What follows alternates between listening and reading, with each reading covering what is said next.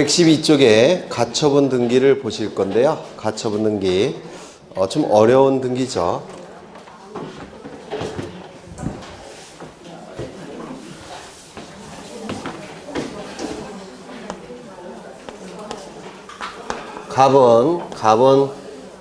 갑은 이 부동산에 대한 소유자이면서 채무자입니다. 갑이 채무자라는 얘기는 어딘가 채권자가 있다는 뜻이죠. 여기 채권자가 이렇게 존재합니다. 이것도 워낙 여러 번 해서 좀 기억하실 것 같은데, 이 채무자는 변제기에 자신의 채무를 자발적으로 변제해야 되죠. 자발적으로 변제하지 않게 되면 채권자는 채무자의 재산에 대해서 강제집행을 통해서 자신의 채권을 만족받고자 할 겁니다. 그런데 강제집행을 하기 위해서는 강제집행할 수 있는 권리의 원천, 집행권한이 필요하죠. 이 집행권한은 판결의 효력이 있는 것들이 집행권한이 돼요. 따라서 판결서가 가장 중요한 집행권한이 될 겁니다. 그래서 판결서가 있어야지 강제집행 들어가서 자신의 채권을 변제받을 수 있을 겁니다. 근데 이 판결서를 만들기 위해서는 A는 법원에 소송을 제기해야 될 겁니다. 이 소송을 본안소송이라고 불러요. 본래의 안건인 소송이라고 해서 본안소송이라고 부릅니다. 판결서를 만드는 소송, 본래의 안건인 소송, 본안소송을 제기합니다. 그런데 이 소송이라는 것은 소가 제기된 시점부터 판결이 확정이 되기까지는 긴 시간이 걸린다고 했죠. 긴 시간이 걸립니다. 짧으면 6개월이겠지만 길면 15년까지도 걸릴 수가 있어요. 이때 중간에 채무자가 자신의 재산을 다른 자에게 처분하게 되면 이 시점부터 소유자가 다른 사람이 돼버리죠. 따라서 판결이 확정이 돼도 소유권이 다른 자에게 넘어가니까 강제 집행할 수가 있습니까? 없습니까? 없게 돼요. 따라서 이 채권자는 본안소송을 제기하면서 채무자가 이 부동산을 다른 자에게 처분을 못하도록 하게 하면서 소송을 제기해야 됩니다. 다른 자에게 처분을 못하도록 하는 것은 갑이 이 재산을 가지고 있도록 하는 겁니다. 이것을 보전소송이라고 불러요. 이 보전소송은 두 가지가 있을 텐데, 첫 번째 가압류 신청, 두 번째 처분금지 가처분 신청, 이렇게 두 가지 종류의 보전소송이라는 게 있습니다. 가압류 신청, 처분금지, 가처분 신청, 이렇게 두 가지 종류가 있는데요. 이 두 개의 차이점은 뭐라고 그랬죠? 그렇죠. 이 채권자가 가진 채권이 금전 채권일 때는 가압류를 신청하는 것이고, 그 다음에 채권자가 가진 채권이 금전 이외의 채권일 때는 처분금지, 가처분을 신청하는 겁니다. 이게 출제가 된 적이 있어요. 이때 이 가압류 채권자는 강제 집행하는 방법은 뭐냐면 강제 경매 절차로 넘기는 겁니다. 강제 경매 절차로 넘어가면 경락대금이 나오겠죠. 이걸 매수대금 이렇게 얘기하는데, 매수대금, 매각대금. 그 매각대금으로부터 순위에 맞춰서 자신의 채권을 강제로 변제를 받는 겁니다. 그 다음에 이 가압류 채권자는 금전 채권자니까 경매 절차를 통해서 매각대금으로부터 변제를 받겠지만, 이 가처분 채권자는 이걸 생략해서 보통 가처분 이렇게 부르는데, 이 가처분 채권자는 금전 채권이 아니죠. 따라서 경매 절차로 넘겨봤자 돈으로 배당을 받아갈 수는 없습니다. 맞아요. 그래서 이 가처분 채권자는 강제 집행하는 방법은 권리를 강제로 뺏어오는 겁니다. 부동산일 때는 등기를 강제로 뺏어오는 거예요. 이게 가처분 채권자가 강제 집행하는 방법입니다. 이렇게 둘로 나눠지게 됩니다. 이때 이 보전소송을 제기할 텐데, 가압류나 가처분을 신청하게 될 텐데, 이 보전소송은 다른 자에게 처분하기 전에 후딱 결정이 돼야 되겠죠. 그래서 긴급성을 요하니까 이 가압류 가처분은 보전소송은 금방 결정이 나옵니다. 보통 2, 3일이면 결정이 나오게 돼요. 결정이 됐다면 이제 공시가 돼야 되니까 등기소에 어떻게 합니까? 촉탁을 하겠죠. 등기소에 촉탁하는 등기입니다. 뭐라고 자꾸 출제하려면 가압류 가처분 등기는 채권자가 신청하는 등기다, 이렇게 출제합니다. 이 가압류 가처분 자체는 누구에게 신청합니까? 법원에게 신청해요. 이거는 등기를 신청하는 것 아니죠. 가압류 결정, 가처분 결정을 법원에 신청하는 겁니다. 등기는 누가 하는 겁니까? 법원의 촉탁에 의해서 이루어지는 겁니다. 맞아요. 그래서 가압류 결정, 가처분 결정 신청은 법원에 하는 거지만 가압류 등기, 가처분 등기는 법원의 촉탁에 의해서 이루어지는 등기입니다. 그렇다면 말소도 어떻게 될까요? 법원의 촉탁. 말세복도 법원의 촉탁에 의해서 이루어지게 됩니다. 되셨을까요? 그러면 가압류 가처분 등기가 촉탁이 됐다면 등기소는 가압류 가처분 등기를 해야 되는데 만약에 이 부동산이 미등기 상태라고 한다면 이 부동산이 미등기 상태라고 한다면 등기부가 없기 때문에 가압류 가처분 등기를 못 해주겠죠. 이때는 어떻게 해야 됩니까? 등기소는 먼저 직권으로 보전 등기를 해서 등기부를 만든 다음에 두 번째 뭘 해야 됩니까? 가압류 가처분 등기를 실행해야 될 겁니다.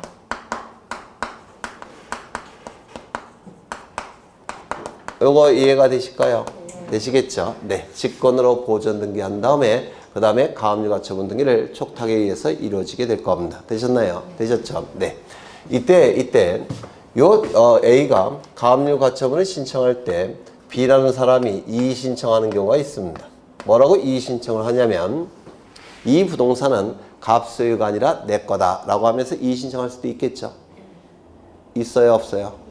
있겠죠. 그럼 그런 이의 신청이 법원에 의해서 받아들여진다면 가압류 가처분 결정은 어떻게 되겠습니까? 취소가 되겠죠. 맞아요. 이의 신청이 받아들여진다면 그럼 가압류 가처분 결정이 취소 결정이 나오면 등기소에 이제 뭘 하겠습니까? 요 가압류 가처분 등기를 말소를 촉탁하겠죠. 맞아요. 그러면 이의 신청이 받아들여져서 가압류 결정이 취소 결정이 났고 취소 결정에 의해서 가압류 가처분 등기가 말소 등기가 촉탁이 된다면 이 등기 말소가 될 겁니다. 그럼 이 등기가 말소가 될 때 이것도 말소시킬까요? 내버려 둘까요? 내버려 둡니다. 왜냐면 부동산이 있을 때 등기부가 있는 것이 정상이기 때문에 그래요. 그래서 가압류 가처분 등기 말소 촉탁이 있다고 하더라도 직권으로 이루어진 보전 등기는 말소하지 않습니다. 등기부는 존치시켜야 됩니다. 되셨을까요?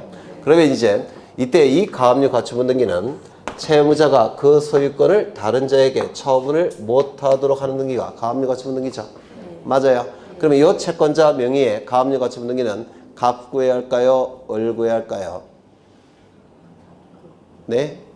이때 채권자가 가진 이 채권을 기준으로 해서 갑굴구가 결정이 되는 것이 아니라 제한되는 권리를 기준으로 해서 갑굴구가 결정이 됩니다.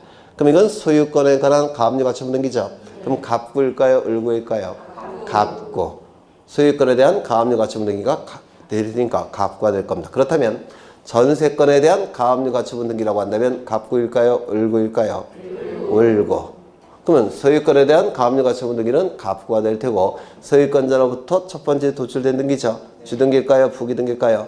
주등기. 소유권에 대한 가압류 가처분 등기는 갑구고 주등기입니다. 그러면 전세권에 대한 가압류 가처분 등기는 을구라고 했죠.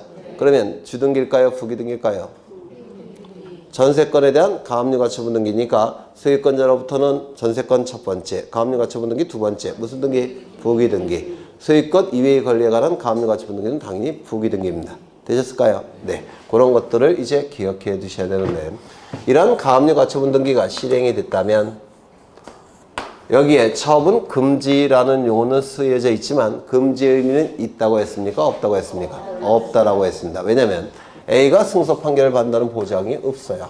승소 판결을 받는다는 보장이 없는 상태에서 이걸 금지시켜버리면 A가 패소 판결을 받았을 때 갑에게는 너무 큰 손실이 발생합니다. 따라서 이 가압류 가처분 등기가 실행이 됐다고 하더라도 처분하는 것이 금지되지를 못합니다. 그래서 여기 제한이라는 표현을 쓰는 거예요. 처분 권능이 제한될 뿐이지 처분 권능을 금지시키는 건 아닙니다. 따라서 가압류 가처분 등기가 실행이 됐다고 하더라도 요 을은 등기를 갖출 수 있을까요? 없을까요? 있습니다. 그리고 권리를 취득할 수가 있습니다. 이거 요즘 자주 출제가 되니까 기억해 두셔야 돼요. 가압류 가처분 등기가 실행이 됐다고 해서 처분 권능이 금지되는 건 아닙니다. 단지 제한을 받을 뿐입니다. 그래서 이 을은 권리를 취득을 하게 됩니다.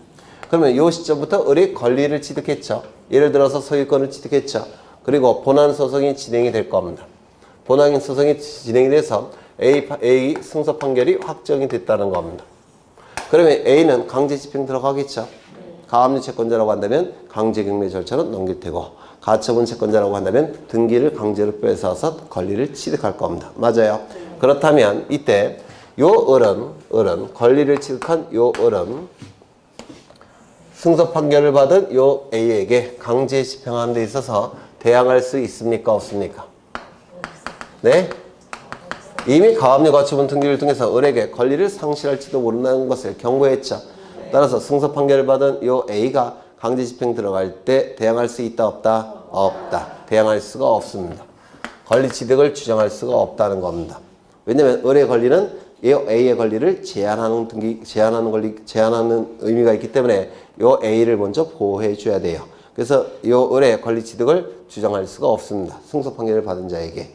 다만 요 갑에게는 대항할 수 있을까요? 없을까요? 대항할 수 있다 이렇게 얘기합니다. 왜 대항할 수 있냐면 돈을 받아갔으니까. 그렇죠. 그러면 이때 요 대항할 수 있다는 얘기는 손해배상을 청구할 수 있다는 얘기예요. 손해배상을 청구할 수 있다는 뜻입니다. 그러면 이때 병의 권리 취득은 상대에 따라서 달라지죠. 상대에 따라서 달라지는 이유는 요 가압류 가처분 등기가 실행이 됐기 때문에 상대에 따라서 권리 취득 여부가 달라지는 겁니다. 맞아요.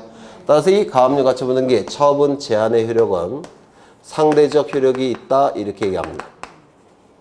이것도 한번 출제가 된 적이 있어요. 상대에 따라서 권리 취득이 달라진다고 해서 이 처분 제한 등기 효력은 상대적 효력이 있다 이렇게 표현합니다. 이게 통설 판례예요.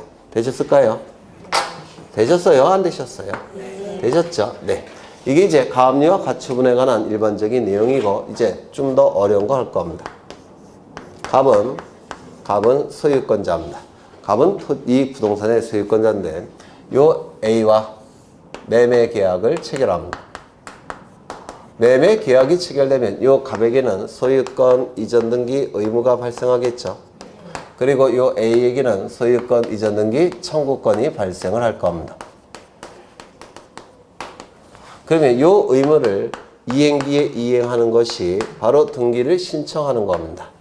매수인과 같이. 등기소에 가서 등기를 신청하는 겁니다. 이 의무를 이행하지 않는다는 얘기는 등기를 신청해 주지 않는다는 뜻이에요.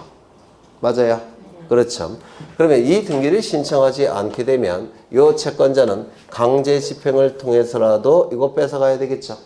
그런데 강제 집행하기 위해서는 뭐가 필요하다고 했습니까? 집행권원이 필요하다고 했죠. 강제 집행하기 위해서는 집행권원이 필요합니다. 집행권원은 판결서를 의미한다고 했죠. 그래서 판결서를 만들기 위해서 이 매수인 A는 법원에 소송을 제기할 겁니다. 이걸 본안소송이라고 불렀습니다. 그래서 이 소송은 소유권 이전 등기에 관한 소송이 될 거예요. 그런데 이 소송이라는 것은 소가 제기된 시점부터 판결이 확정이 되기까지 긴 시간이 걸린다고 했죠. 따라서 중간에 채무자가 그 소유 부동산을 다른 자에게 처분한다면 승소 판결을 받았을 때 소유권이 다른 자에게 넘어가기 때문에 이때 강제 집행 들어갈 수 있습니까? 없습니까? 없게 돼요. 따라서 본안소송을 제기하면서 다른 자에게 처분을 못하도록 해야 될 겁니다. 이를 보전소송이라고 불렀죠. 이때 가압류 가처분이 있을 텐데 채권자가 가진 채권이 금전 이외의 채권이니까 보전소송으로 가압류 신청을 하는 게 아니라 처분금지 가처분을 신청하게 될 겁니다. 맞습니까? 그래서 처분금지 가처분을 보전소송으로 신청하게 될 겁니다. 그런데 이건 긴급성을 요하기 때문에 법원은 금방 결정을 해준다고 했죠. 결정이 됐으면 등기해야 되니까 등기소에 촉탁을 한다라고 했습니다. 되셨을까요? 촉탁이 이루어지면 이 등기소는 가처분 등기를 시행하겠죠. 미등기라고 한다면 직권으로 보전 등기한 다음에 가압류 가처분 등기를 시행할 겁니다. 여기서 직권 보전 등기는 두 가지 요건이 충족이 돼야 돼요. 첫 번째, 법원의 촉탁일 것. 세무서의 촉탁이 있을 때 직권 보전 등기 될까요? 안 될까요? 안 됩니다. 두 번째, 소유권에 관한 처분 제한 등기의 촉탁일 것. 따라서 소유권 이외의 권리, 예를 들어서 임차권에 관한 처분 제한 등기의 축탁이 있을 때는 가압류 가처분 등기는, 직권보조 등기는 이루어지지 않습니다. 두 가지 요건이 충족이 될 때만 직권보조 등기가 가능해요. 다시요. 소유권에 관한 법원의 처분 제한 등기 촉탁이 있을 때만 직권보조 등기가 가능합니다. 이때 이 등기소는 이제 뭐라 하겠습니까? 가처분 등기를 시행하겠죠. 그렇죠. 그래서 이 부동산에 대해서, 즉, 요 소유권에 대해서 처분금지 가처분 등기가 법원의 촉탁에 의해서 실행이 될 겁니다. 이거는 갑구에 하겠죠. 소유권에 대한 가처분 등기니까 갑구. 주등기, 부기등기, 주등기. 그렇죠. A의 이름으로 등기가 이루어지게 될 겁니다. 그런데 등기부에서는 이걸 생략해요. 그래서 가처분 A 이렇게 등기가 됩니다. 등기부에서는 생략을 하니까.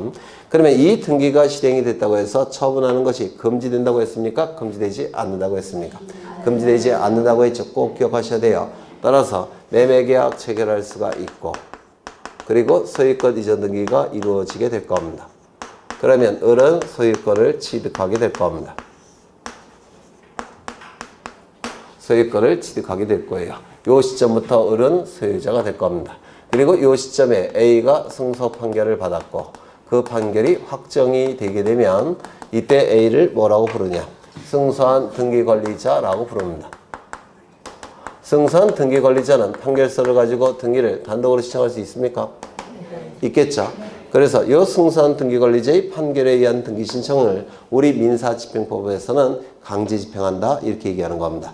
그래서 민사집행법상의 강제집행을 우리 등기법에서는 승소한 등기권리자의 판결에 의한 등기 신청 이렇게 부르는 거예요. 내용이 같은 겁니다.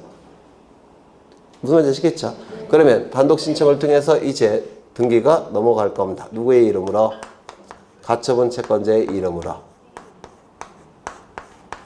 이렇게 등기가 실행이 될 겁니다. 그러면 이때 이 등기는 판결에 의한 등기 신청이니까 당연히 뭐가 되죠? 단독 신청. 맞아요. 단독 신청을 하게 될 겁니다. 그런데 단독 신청을 통해서 A명의 등기가 됐다면 이때 A는 제때 권리를 취득한 겁니까? 제때 취득 못한 거죠. 강제 집행을 통해서 강제로 취득한 것이죠. 맞아요. 그러면 늦게 취득했으니까 A는 요 갑에게 손해배상 청구할 수 있을까요? 없을까요? 있겠죠. 손해배상 금액을 줄이기 위해서는 요 갑은 요 A가 판결서를 가지고 등기를 강제로 신청할 때까지 기다릴 필요 없이 그 전에 후딱 해줘야 되겠죠. 그러기 위해서는 요 갑이 A와 등기소에 가서 등기를 후딱 해주는 경우도 있어요. 손해배상 금액을 줄이기 위해서. 따라서 이 등기는 단독 신청도 가능하지만 공동 신청도 가능하다 이렇게 얘기합니다. 그래서 판결서를 가지고 등기를 후딱 하기 전에 갑이 손해배상 금액을 줄이기 위해서 자발적으로 같이 등기해 줄 수도 있다는 겁니다. 공동신청이 가능하다라고 얘기합니다. 그러면 하나의 부동산에 대해서 소유권자가 둘이 존재할 수는 없죠. 이 을명의 등기는 요 A의 권리를 침해하는 등기예요. 맞아요. 따라서 이 등기는 어떻게 돼야 될까요? 말소 등기를 해야 될 겁니다. 이 말소 등기는 A가 신청을 하는 겁니다. 판결서를 가지고 신청하는 거예요. 즉 직권 말소가 아니라 단독 신청을 통해서 말소합니다. 단독 신청을 통해서 말소하는 등기지 직권 말소가 아닙니다. 이게 가등기일 때는 직권 말소예요. 하지만 이게 가처분 등기일 때는 단독 신청 말소. 이거 구별하셔야 된다고 했죠. 이 두 개의 등기는 어떻게 이루어진다고요? 동시 신청. 동시 신청이 되면 등기관은 먼저 말소 등기를 합니다. 따라서 을명의 등기를 말소시켜요. 그 다음에 말소 등기가 됐으니까 이제 요 등기를 실행합니다. 실행한 다음에 요 A명의 등기가 실행이 됐으니까 A명의 가처분 등기는 필요 없다는 것을 등기관이 알까요? 모를까요? 알겠죠. 따라서 이 가처분 등기는 등기관이 직권으로 말소하는 겁니다. 이건 예외예요. 예외. 원칙은 가처분 등기는 어떻게 말소한다고요? 촉탁 말소입니다. 다만 이건 예외적으로 어떻게 말소한다고요? 직권 말소예요. 그러면 만약에 을명의 등기가 소유권 이전 등기가 아니라 가처분 등기라고 한다면 또는 가압류 등기라고 한다면 이거는 어떻게 말소가 될까요? 요 을명의 등기가 네. 네. 눈동자를 조금 밑으로 내려보시죠. 조금만. 어떻게 말소된다고요? 네? 단독 신청 말소입니다. 단독 신청 써 있잖아요. 그렇죠. 그래서 이 가압류 가처분 등기는 원칙이 촉탁 말소고 예외적으로 직권 말소하는 경우도 있고 요 을명의 등기가 소유권 이전 등기가 아니라 가압류 가처분 등기라고 한다면 이거는 어떻게 말소한다고요? 단독 신청 말소입니다. 그래서 그때마다 다른 겁니다. 여기 그때마다 어려우셔요? 아니 다시요. 이건 좀 기억해 두시죠. 가압류 가처분 등기는 촉탁에 의한 등기니까 말소도 촉탁이 원칙이에요. 다만 직권으로 말소하는 경우도 있고 단독 신청을 통해서 말소하는 경우도 있는 겁니다. 이건 예외예요. 예외. 특히 요거는 좀 암기하셔야 됩니다. 이거는 암기하셔야 돼요. 여기까지 되셨을까요? 되셨죠? 이거 여러 번 한 건데 이거 제가 쳤는데 7번째 하고 있어요. 두 번째, 갑은 A와 매매 계약을 체결합니다. 그런데 매도인이 누구냐면 A예요. 이럴 수도 있겠죠. A와 갑이 매매 계약을 체결합니다. 그리고 갑의 이름으로 소유권 이전 등기를 해줍니다. 얘가 매수인입니다. 매수인. 그런데 이 매매 계약 안에는 물권행위가 있겠죠. 이때 매매 계약이 무효 취소 해제가 돼버리면 물권행위도 같이 실효가 되죠. 그러면 소유권은 자동적으로 복귀할 겁니다. 누구에게로? A에게로. 따라서 이 갑은 이 소유권 이전 등기를 말소해야 될 의무가 있겠죠. 그리고 요 A에게는 소유권 이전 등기 말소 청구권이 있겠습니까? 있겠죠. 그래서 이 둘이 등기소에 가서 공동으로 말소 등기를 신청해야 될 겁니다. 그런데 이 갑이 말소 의무를 이행하지 않습니다. 그럼 말소 등기를 신청하지 않는다는 뜻이죠. 그렇다면 강제 집행을 통해서라도 이거 말소시켜야 되겠죠. 맞아요. 그러면 강제 집행하기 위해서는 뭐가 필요할까요? 강제 집행할 수 있는 권리의 원천이 필요하겠죠. 권리의 원천은 뭡니까? 판결서. 이거 지금 못 외우고 계실 것 같아서 또 하는 거예요. 그럼 판결서를 만들기 위해서 A는 법원에 소송을 제기하겠죠. 이때 이 소송은 말소 등기에 관한 소송이 될 겁니다. 맞아요. 이 소송은 소가 제기된 시점부터 판결이 확정이 되기까지 긴 시간이 걸리죠. 그러면 이 기간 동안에는 누구의 이름으로 등기가 되어 있습니까? 갑의 이름으로 등기가 된 상태죠. 그럼 중간에 갑이 자신의 이름으로 등기가 된 걸 이용해서 다른 자에게 처분할 가능성이 있습니까? 있죠. 그러면 이 갑이 다른 자에게 처분을 못하도록 하기 위해서 무슨 소송을 같이 제기한다고요? 보전소송. 맞죠? 이 보전소송은 가압류 가처분이 있는데 이때 A가 가진 채권은 금전입니까? 아닙니까? 아니죠. 따라서 보전소송으로 무엇을 신청합니까? 처분금지 가처분을 신청하는 겁니다. 이거는 금방 결정을 해준다고 했죠. 결정이 됐다면 이제 등기소에 촉탁을 하게 될 겁니다. 맞습니까? 그러면 이때 소유권, 요 갑의 이름으로 된 소유권 이전 등기에 대해서 처분금지 가처분 등기가 실행이 될 겁니다.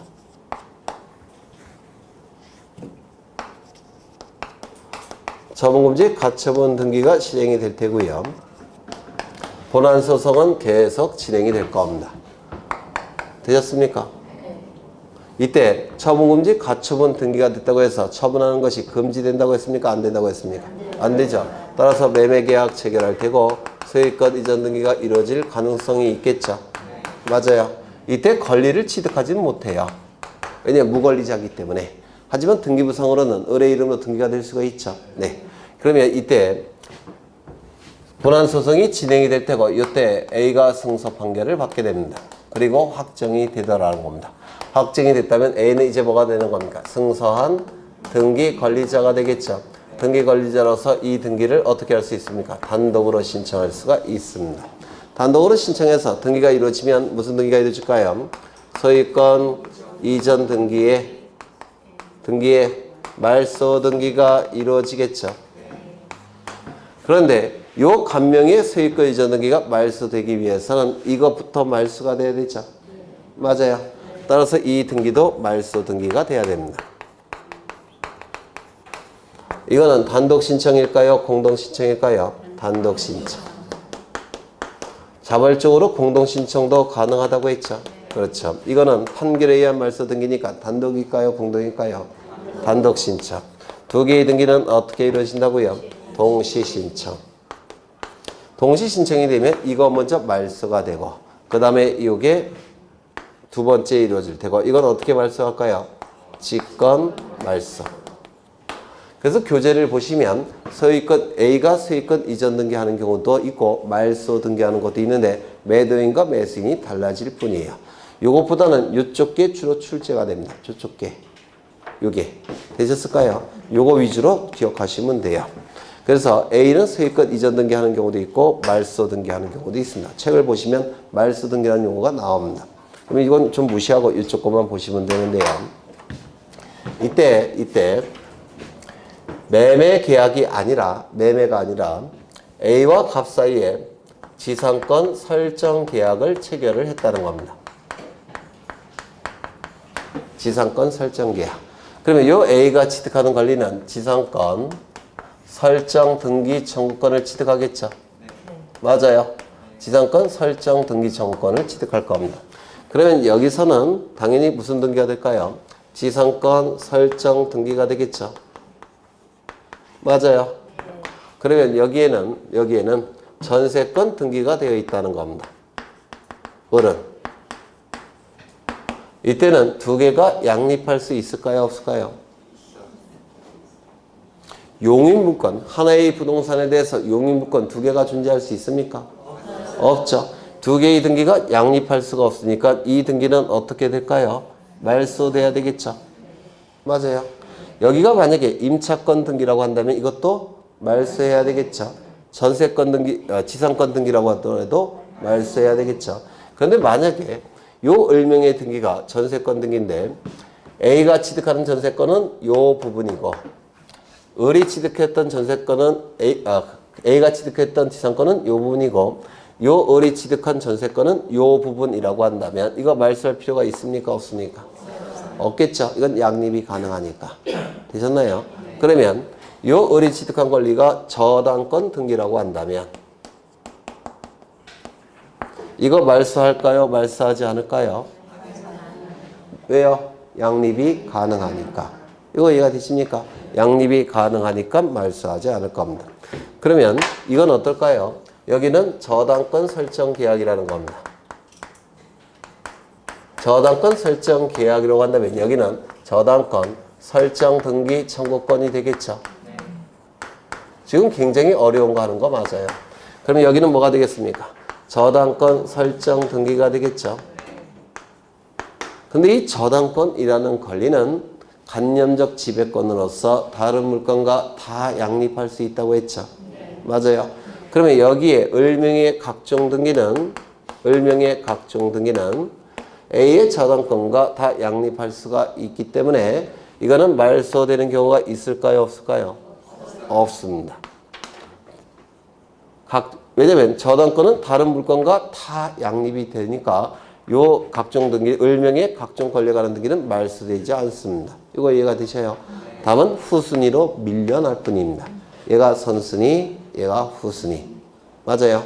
그러면 이때 이 지상권 설정 등기 청구권이나 저당권 설정 등기 청구권은 소유권과 관련된 청구권은 아니죠. 이걸 뭐라고 부르냐면 가처분 등기를 통해서 보존되는 권리, 피보존 권리라고 하는데 피보존 권리가 지상권 설정 등기 청구권, 저당권 설정 등기 청구권일 때 이 가처분 등기는 을 구애하는 걸까요? 갑 구애하는 걸까요? 을구. 그런데 이 갑구 을구가 결정이 되는 것은 피보존 권리로 결정하는 게 아니에요.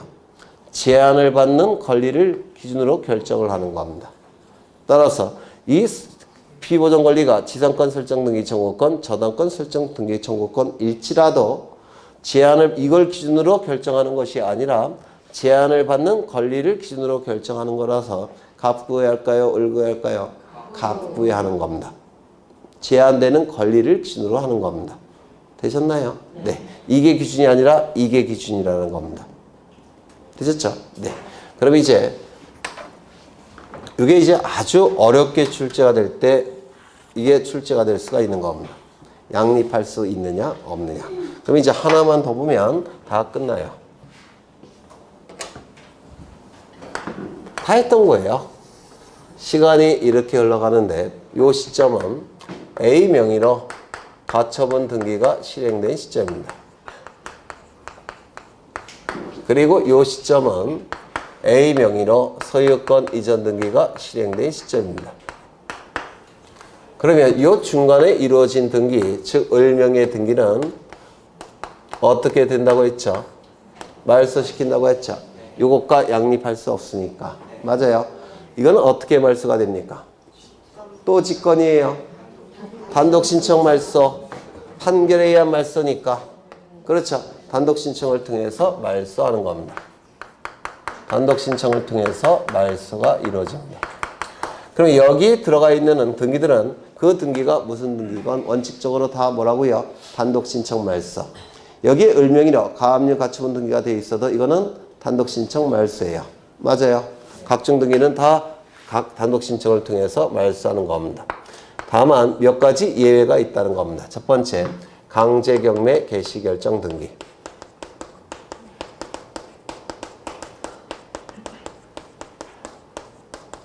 두 번째, 임의경매 개시결정 등기.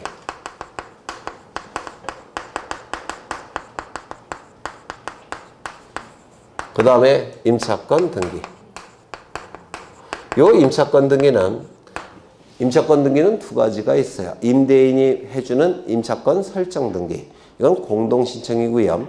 설정이라는 단어가 없으면 우리 등기법에서는 임차권 등기 명령에 의한 임차권 등기를 의미합니다. 이건 임차권 등기 명령에 의한 임차권 등기를 얘기할 텐데요. 원칙은 중간에 이루어진 이러한 등기들은 다 어떻게 되는 겁니까? 단독 신청을 통해서 말소하는 거죠. 맞아요. 가압류 가처분 등기도 단독 신청을 통해서 말소하는 겁니다. 원칙은 다 단독 신청 말소예요.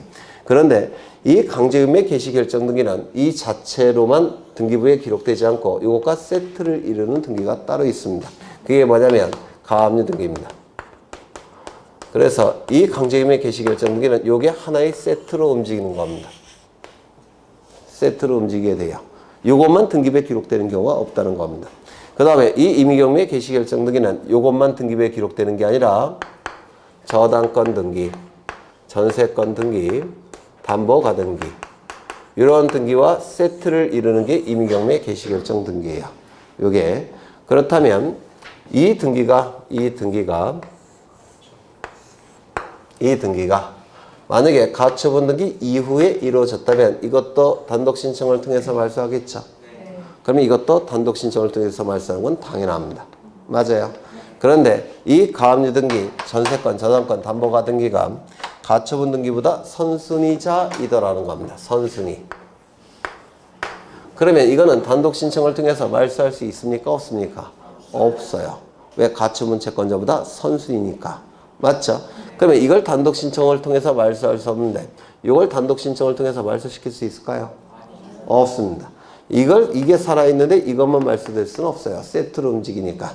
따라서 가처분 등기 이전에 이루어진 가압류 등기에 기초한 가처분 등기 이후에 이루어진 강제경매 개시결정 등기, 가처분 등기 이전에 이루어진 저당권, 전세권, 담보가 등기에 기초한 가처분 등기 이후에 이루어진 임의경매 개시결정 등기, 이런 등기는 단독 신청을 통해서 말소할 수 있다 없다? 없다.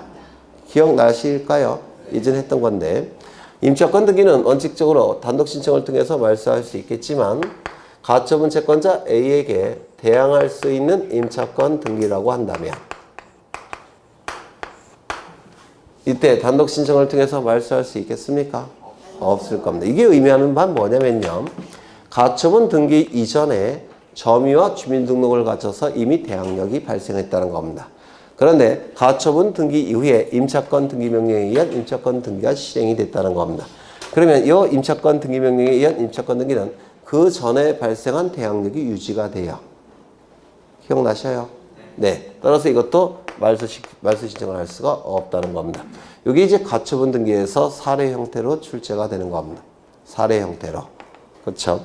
그러면 가처분 등기에 대해서 어려운 걸 다 보신 거예요. 책을 좀 보시면 의의를 먼저 보시죠. 의의 셋째 줄을 보시면 그 가처분 등기 이후에 된 등기로서 가처분 채권자의 권리를 침해하는 등기는 등기의 말소를 어떻게 신청한다고요? 단독으로 신청하는 겁니다. 판결에 의한 말소 등기 신청이니까 단독 신청입니다. 직권 말소 그러지 마셔요. 네, 단독 신청을 통해서 말소하는 겁니다. 2번을 보시면 등기관이 이의 신청에 따라 가처분 등기 이후의 등기를 말소할 때는 직권으로 그 가처분 등기도 말소해야 된다. 이 가처분 등기는 어떻게 말소한다고요? 직권 말소. 그렇죠. 이 등기가 말소가 되고 이 등기가 실행이 되면 이 등기는 등기관이 어떻게 말소한다고요? 직권 말소. 오른쪽을 보시면 읽어보시고요. 거기 가처분 등기 나와 있는데 등기관이 가처분 등기를 할 때는 가처분의 피보전 권리, 이걸 얘기하는 겁니다. 이게 피보전 권리예요. 보전되는 권리들. 가처분 등기를 통해서 보전되는 권리들, 이게 피보전 권리라고 부르고요. 그 다음에 금지사항을 기록해야 된다. 금지사항은 이런 게 금지사항이 되겠죠. 다른 자에게 처분을 금지한다. 뭐 이런 내용이 기록되겠죠. 다른 자에게 처분하는 것을 금지한다. 저당권 설정을 금지한다. 전세권 설정을 금지한다. 뭐 이런 게 되겠죠. 그 다음에 2번이 중요한데요. 가처분의 피보전 권리가 소유권 이외의 권리 설정 등기 청구권으로서, 즉 지상권 설정 등기 청구권, 전세권 설정 등기 청구권으로서 소유 명의인을 가처분 채무자로 하는 경우에는 그 가처분 등기를 등기기록중 갑부에 기록한다. 을구가 아니라 갑구라는 겁니다. 그래서 피보전 권리를 기준으로 해서 갑구, 을구가 결정되는 것이 아니라 제한되는 권리를 기준으로 해서 갑구, 을구가 결정이 되는 겁니다. 무슨 말인지 아시겠어요? 그래서 거기 뭐라고 되어 있습니까? 소유 명의인을 가처분 채무자로 하는 경우라는 표현이 있죠. 그러면 소유 명의인을 가처분 채무자로 하는 거니까 소유 명의인, 즉 채무자의 소유권이 처분 제한되는 것이죠. 따라서 이거는 갑구입니까? 을구입니까? 갑구가 될 겁니다. 가처분 등기 이후에 말소 등기 나와 있는데 셋째 줄 보시면 첫 번째부터 읽어보죠. 소유권 이전 등기 청구권 또는 소유권 이전 등기 말소 등기 청구권을 보전하기 위한, 이건 말소 등기 청구권, 이걸 얘기하는 겁니다. 소유권 이전 등기 청구권, 그 다음에 말소 등기 청구권, 이걸 얘기하는 거예요. 근데 이건 좀 무시해도 돼요. 이건 출제 안 되니까 이쪽 걸 기억하시면 돼요. 소유권 이전 등기 청구권 또는 소유권 이전 등기 말소 등기 청구권을 보전하기 위해서, 이걸 피보전 권리라고 했죠. 가처분 등기를 마친 후 그 가처분 채권자가 그 가처분 채무자를 등기무자로 하여 소유권 이전 등기나 소유권 말소 등기를 신청하는 경우에는 가처분 등기 이후에 마쳐진 제3자 명의 등기 말소는 어떻게 신청한다고요? 단독으로 신청. 직권 말소 하지 마셔요. 단독 신청 말소. 그렇죠. 다만 다음의 등기는 그러하지 아니하다. 말소 신청할 수 없다. 그렇죠. 첫 번째, 가처분 등기 이전에 마쳐진 가압류에 의한 강제음의 개시결정 등기. 어디 갔나? 가처분 등기 이전에 이루어진 가압류 등기에 기초한 강제음의 개시결정 등기. 맞아요.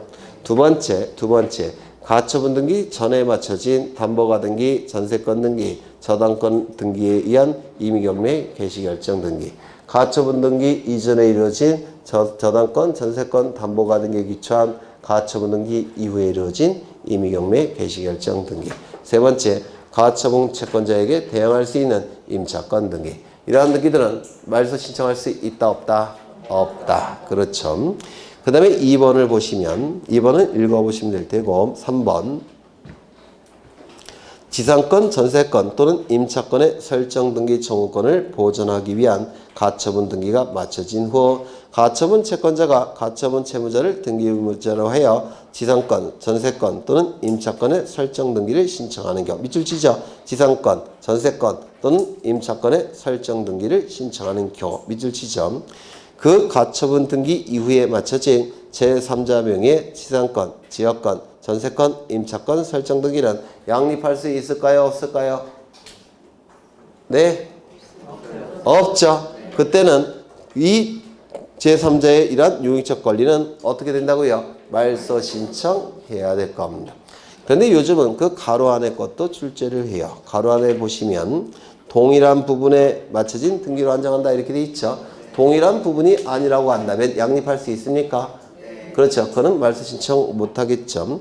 그 다음에 4번을 보시면 저당권 설정 등기 청구권을 보존하기 위한 가처분 등기가 마쳐진 후 가처분 채권자가 가처분 채무자를 등기 의무자로 밑줄 치죠. 저당권 설정 등기를 신청하는 경우 저당권 설정 등기를 신청하는 경우 가처분 등기 이후에 마쳐진 제3자 명의의 등기는 종류를 묻지 않고 말소 신청할 수 있다 없다? 없다. 왜요? 저당권은 간념적 지배권이기 때문에 다른 물건과 다 양립할 수 있죠. 맞아요. 네. 그 다음에 5번을 보시면 가처분 등기 이후의 등기를 말소 신청하는 경우에는 등기 원인을 밑줄 치죠. 가처분에 의한 실효. 가처분에 의한 실효. 가처분에 의한 실효라고 말소 등기의 등기 원인을 기록한다는 겁니다. 말소 등기의 등기 원인은 뭐라고요? 가처분에 의해서 효력이 상실됐다 라고 해서 가처분에 의한 실효. 넘어가겠습니다. 다 했네. 네. 그래서 이 가처분 등기는 우리 등기법에서 가장 어려운 등기 중에 하나예요. 그래서 가처분 등기 이 정도 하셨으면 어떤 지문이 출제돼도 다 푸셔야 돼요. 이게 그러면 이제 다음 거 넘어가시는데 이제 또 만만치 않은 게 나오죠. 강공서의 촉탁 등기. 이 강공서의 촉탁 등기는 먼저 촉탁의 개념을 먼저 아셔야 되겠죠. 공권력의 객체인 일반 국민이 공권력의 주체인 국가기관에게 등기를 요구할 때는 신청이라는 용어를 썼죠. 그런데 공권력의 주체인 국가기관이 또 다른 공권력의 주체인 국가기관이 등기소에 등기를 요구할 때는 그때는 촉탁이라는 용어를 썼죠. 등기를 요구한다는 점에서는 똑같기 때문에 신청에 관한 규정은 촉탁에도 준용된다고 했는데 기억나십니까? 다만 강공서가 등기를 촉탁할 때는 등기의 진정성이 확보된다고 평가하기 때문에 등기의 진정성을 확보하기 위한 규정들, 예를 들어서 공동신청 이런 것들은 촉탁에 준용될까요? 안 될까요? 안 되겠죠. 그래서 강공서의 촉탁은 단독 촉탁이 원칙이 되는 겁니다. 그렇죠. 등기의 진정성을 확보하기 위한 규정들은 촉탁에는 준용되지 않을 텐데 그게 바로 뭐냐면 115쪽을 보시면 없나? 빼먹었네. 거기 보시면 거기 5번, 6번, 7번, 8번, 9번, 10번이 있죠. 이게 바로 등기의 진정성을 확보하기 위한 규정은 촉탁에는 적용되지 않는다는 특례 규정들이에요. 여기. 그래서 시험에 아주 자주 출제가 되는 것들입니다. 그럼 이제 하나씩 보실 건데 먼저 3번을 먼저 보시죠. 강공서의 촉탁에 따른 등기 3번을 보시는데 이 강공서라 하면 국가기관이나 지방자치단체를 의미하는 거죠. 그래서 첫째 줄 보시면 국가 또는 지방자치단체 3번이 아니라 4번을 먼저 보시죠. 강공서의 범위. 거기 보시면 등기 촉탁을 할 수 있는 강공서는 원칙적으로 누구를 얘기한다고요? 국가 및 지방자치단체를 의미합니다. 국가 및 지방자치단체 밑줄 치시고요. 그렇다면 국가 또는 지방자치단체가 아닌 공사들, 한국주택토지공사 또는 지방공사 이러한 공사들은 강공서일까요? 아닐까요? 아니죠. 따라서 촉탁이 아니라 신청이 될 겁니다. 맞아요. 그런데 특별법에 의해서 공권력을 인정하는 경우가 있습니다. 특별법에 의해서 공사에게 공권력을 인정하게 되면 이때는 신청일까요? 촉탁일까요? 그때는 촉탁이 되겠죠.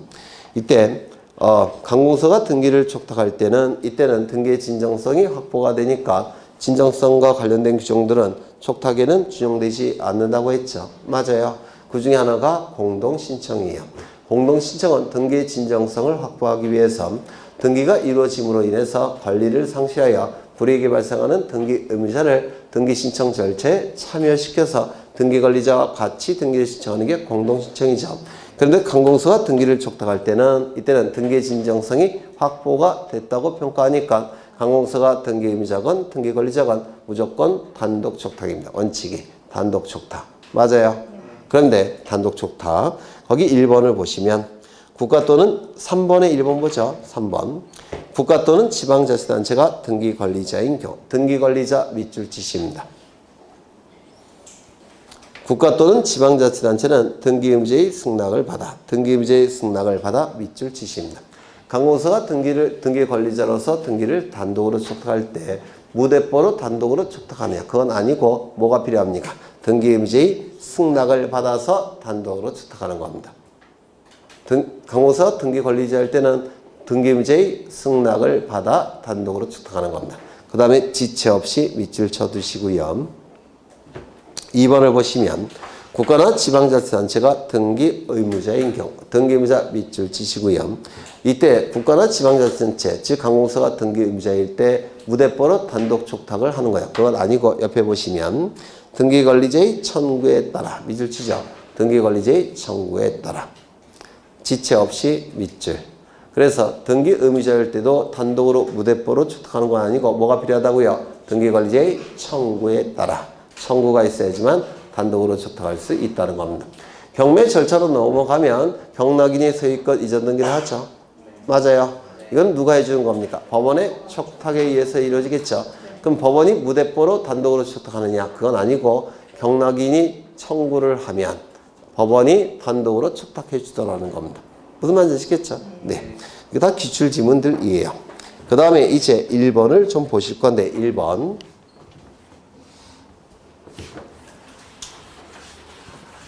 다 했던 거예요. 반복하는 겁니다. 기억나실지 모르겠는데요.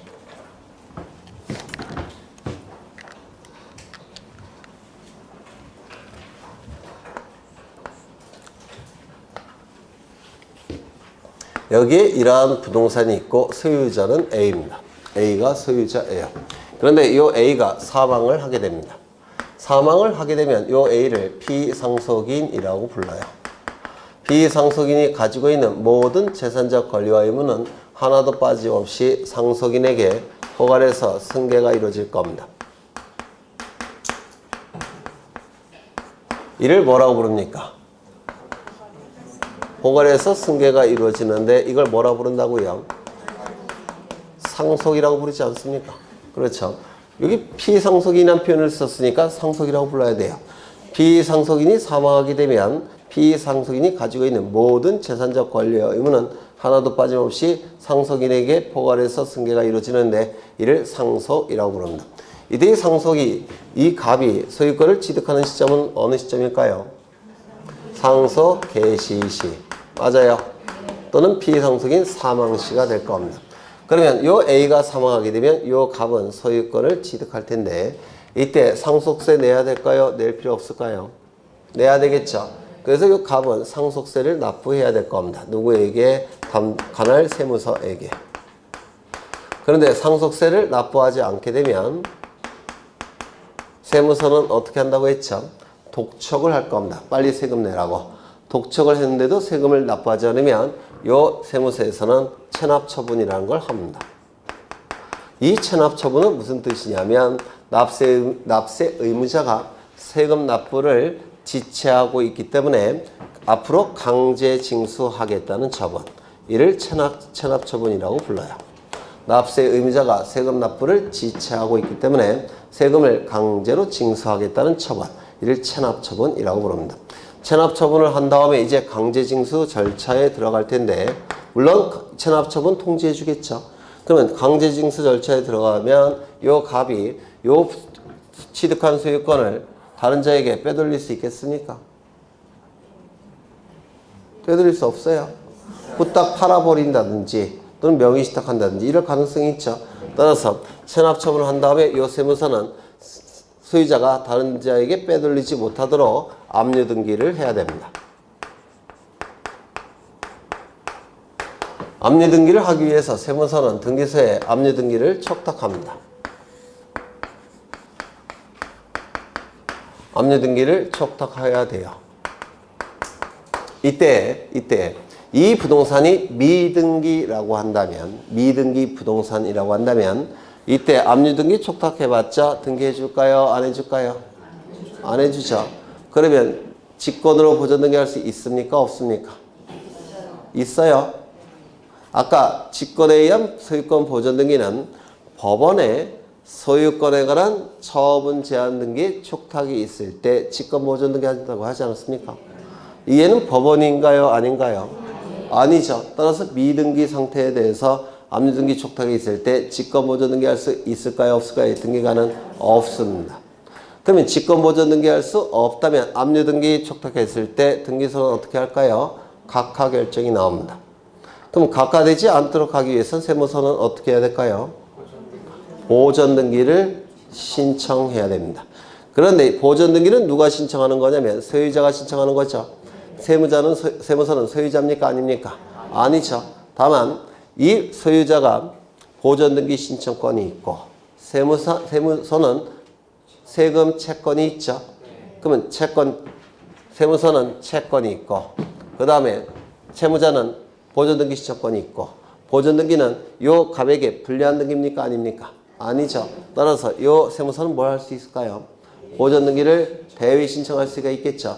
따라서 이 세무서는 압류 등기를 촉탁하면서 소유권 보전 등기를 같이 대위 촉탁합니다.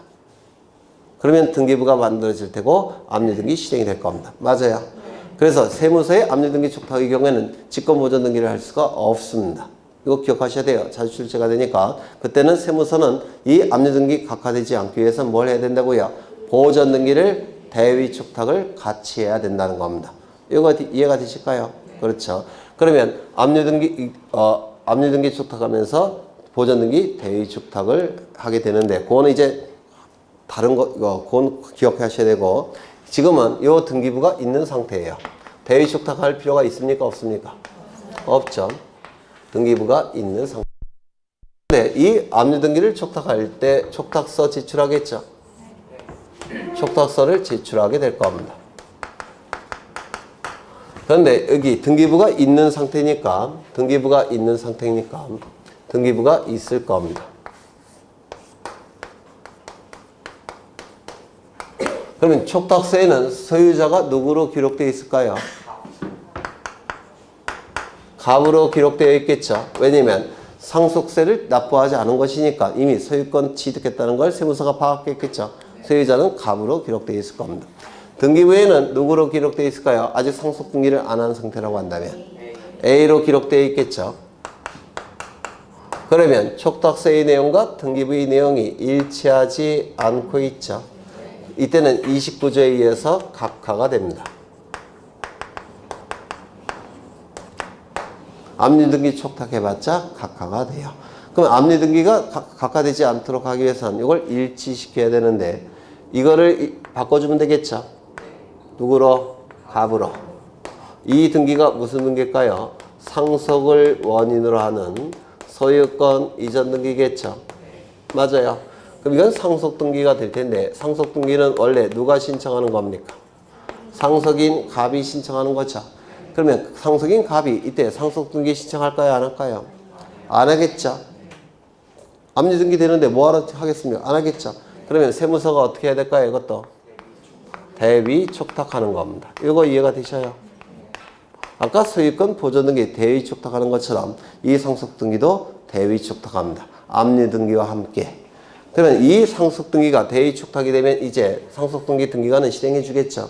이제는 일치가 되니까 각하될까요? 안 될까요? 각하되지 않겠죠. 그렇죠. 그러면 이제 압류 등기가 실행이 될 겁니다.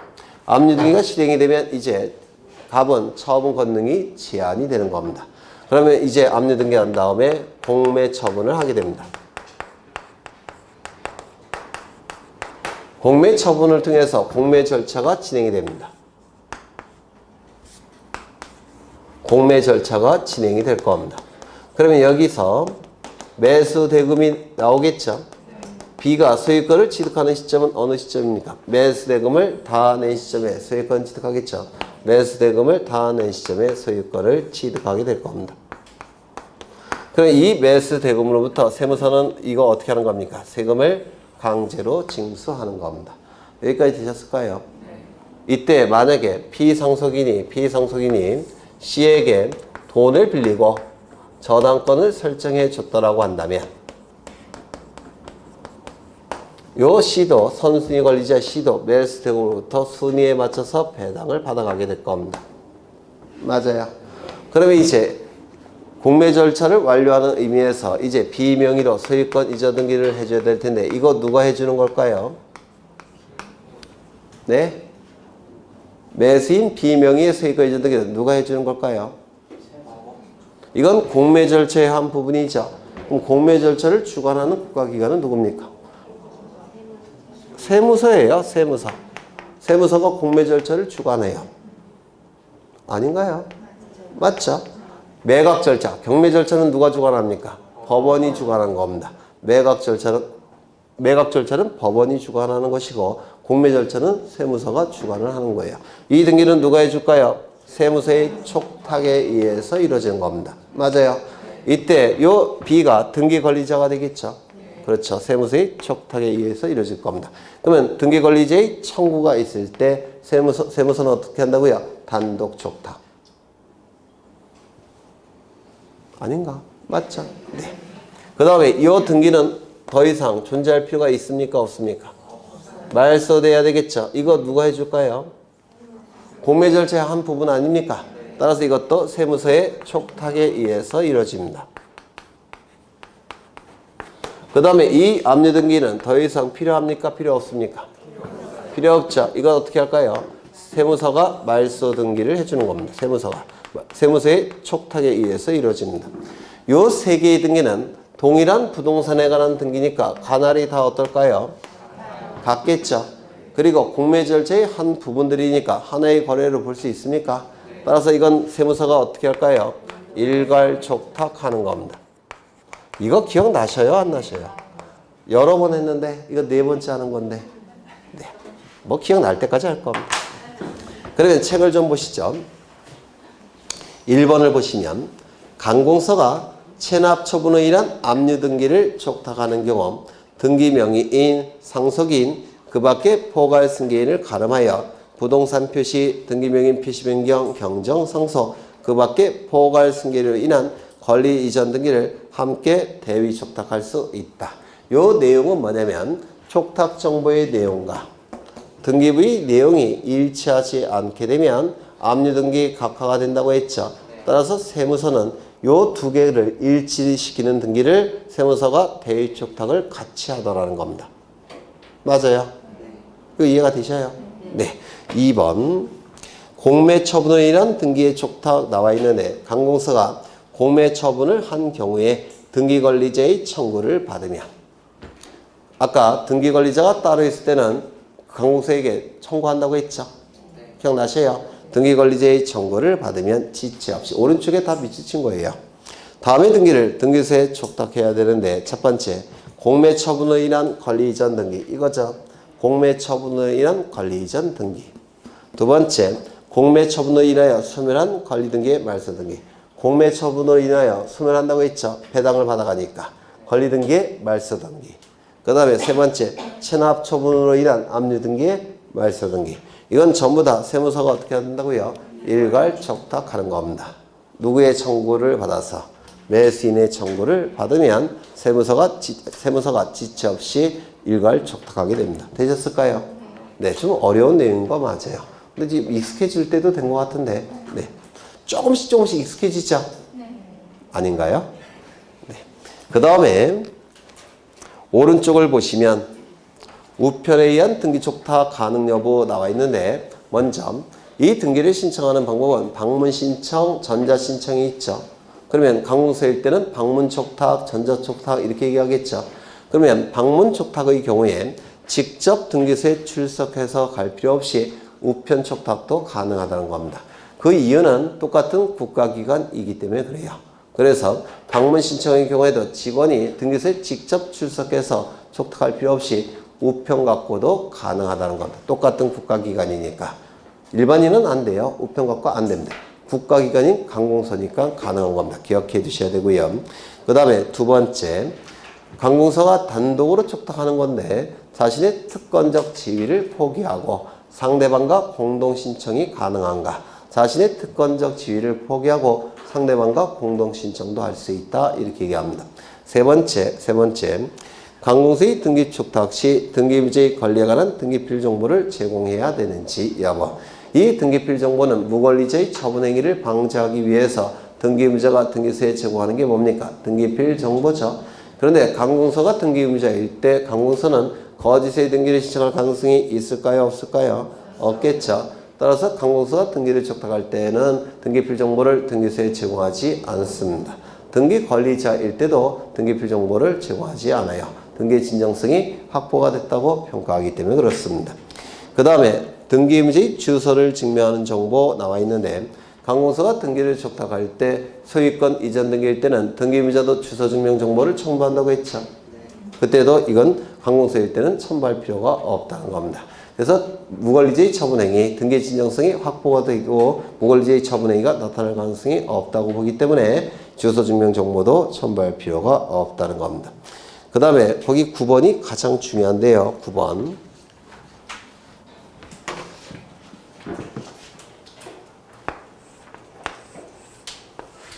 요거는 대장이에요. 토지일 때는 토지대장이나 임야대장이 되고 건축물일 때는 건축물대장이 되겠죠. 요건 대장이고 부동산 표시사항이 기록이 되고 그 다음에 소유자가 기록되어 있겠죠. 소유자가 기록되어 있을 겁니다. 요거는 등기부입니다. 등기부에도 표제부에 부동산 표시사항이 기록되어 있고 갑구에는 소유자가 기록이 되어 있겠죠. 두 개의 내용이 일치해야 될 겁니다. 이것도 일치하고 이것도 일치해야 돼요. 그런데 이 부동산 표시사항이 일치하지 않게 되면 29조 제11호에 의해서 각하가 됩니다. 대장의 부동산 표시사항과 등기부의 부동산 표시사항이 일치하지 아니할 때는 등기관은 29조 제11호에 의해서 각하 결정을 해버립니다. 11호에 의해서. 그런데 이 29조 제11호의 규정은 우리 대법원이 어떻게 해석을 하냐면 소유권의 등기명의인이 소유권이라는 표현은 없으니까 빼죠. 등기명의인이 신청할 때만 적용하는 규정이다. 이렇게 해석을 합니다. 29조 제11호는 따라서 관공서가 등기를 촉탁할 때는 29조 제11호를 적용할까요? 안 할까요? 적용하지 않는다. 이렇게 해석을 해요.